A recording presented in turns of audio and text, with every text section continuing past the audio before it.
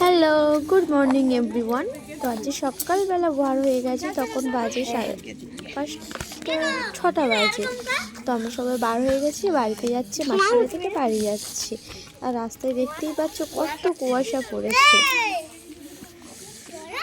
প্রচুর কুয়াশা পড়েছে। এই সময় বাবুকে নিয়ে বার হয়ে যাচ্ছি। এদিকে দাদা গাড়ি নিয়ে চলে এসছে, তো এই গাড়িতে করেই আমরা যাবো স্টেশন থেকে তারপর ট্রেন ধরবো।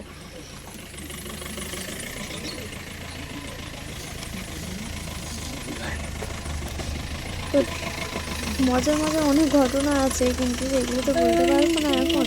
তো এদিকে তো দেখতেই পাচ্ছ বাবু থেকে মাসির কোলে দাঁড়িয়ে আছে, আমাকে নিয়ে যাবো না, ওই কারণে ওরম ভাবে দেখছি। কিন্তু নিয়ে যেতেই হবে।